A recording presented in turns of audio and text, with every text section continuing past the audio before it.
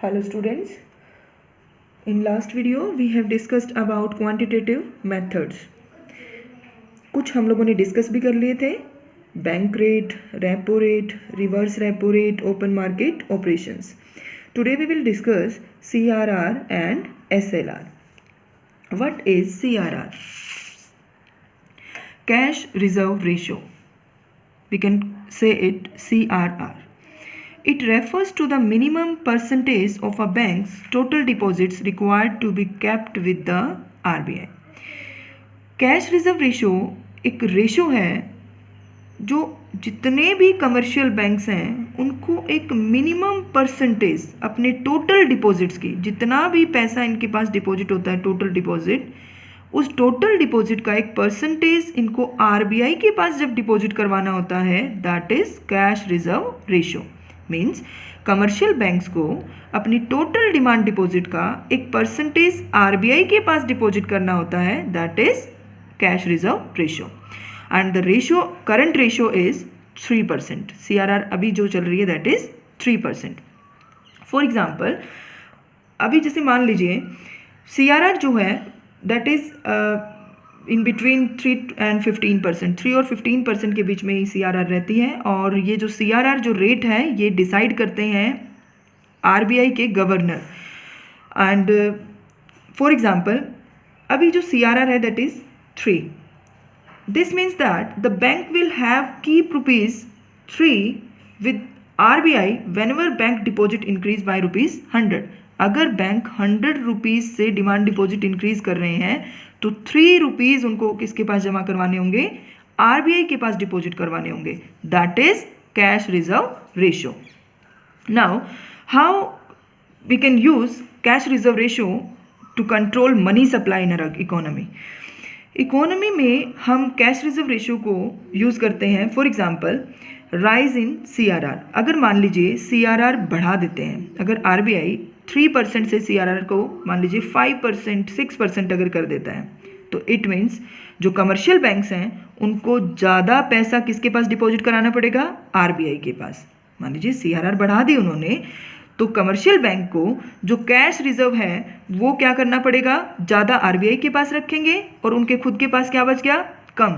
और जब खुद के पास कम बचेगा तो आगे लोन क्या देंगे, वो कम.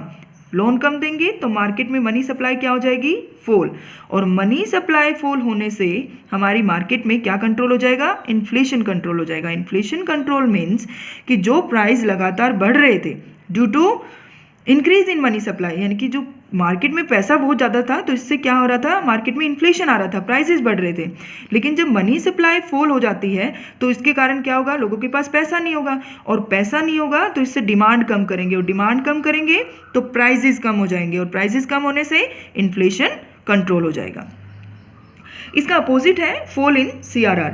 अगर मान लीजिए कि CRR रेट कम हो जाती है, CRR रेट कम कर देता है आरबीआई, 3% है, 3% से मान लो 2% कर देता है, तो इट मीन्स कमर्शियल बैंक्स को अब अपनी टोटल डिमांड डिपॉजिट का पैसा आरबीआई के पास कम रखना पड़ा और कमर्शियल बैंक के पास पैसा ज़्यादा रह गया. अब कमर्शियल बैंक के पास जब पैसा ज़्यादा होता है तो वो लोन क्या देंगे आगे, ज़्यादा. और जब लोन ज़्यादा देंगे तो मनी सप्लाई क्या हो जाएगी, ज़्यादा. और मनी सप्लाई के ज़्यादा होने से क्या कंट्रोल हो जाएगा, डिफ्लेशन. डिफ्लेशन मीन्स जब प्राइसेस लगातार डिक्रीज हो रहे थे वो प्रॉब्लम यहाँ से क्या हो जाएगी, हमारी सोल्व हो जाएगी. क्योंकि लोगों के पास पैसा होगा तो आम पब्लिक के पास जब पैसा होगा तो वो डिमांड ज़्यादा करेंगे, इससे डिफ्लेशन की प्रॉब्लम क्या हो जाएगी, control. The next is statutory liquidity ratio. Statutory liquidity ratio को हम SLR भी बोल सकते हैं, और ये करंट रेट जो है that is 21.50. What is SLR? Every bank is required to maintain a fixed percentage of its assets in the form of liquid assets called SLR. CRR क्या थी, जब कमर्शियल बैंक्स को पैसा आरबीआई के पास deposit करवाना होता था, दैट इज CRR. और SLR क्या है, SLR हर एक बैंक को अपनी टोटल डिमांड डिपॉजिट का एक परसेंटेज अपने खुद के पास रखना होता है, दैट इज SLR.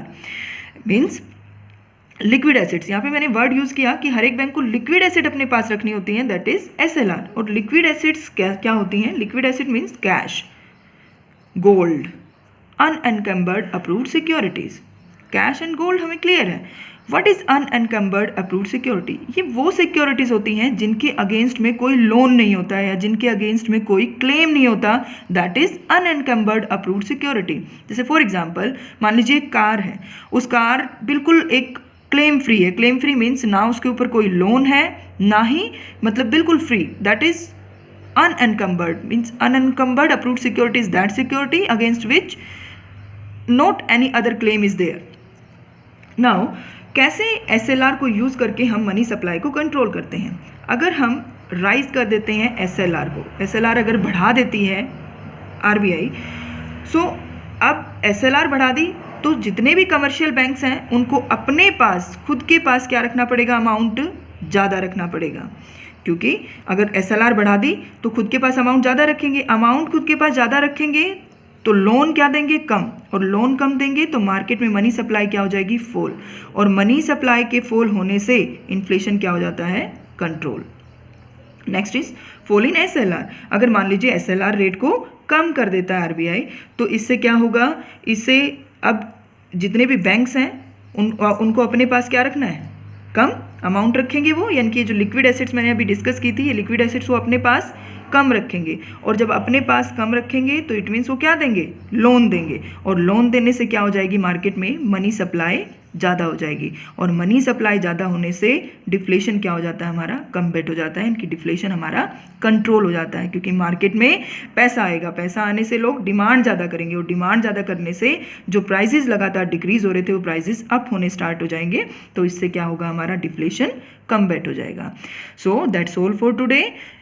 असाइनमेंट इस टॉपिक से रिलेटेड अपलोड कर दी गई है, आप लोग वहाँ से डाउनलोड करके इकोनॉमिक्स की नोटबुक में करें, and in next video we will discuss about qualitative methods of money supply.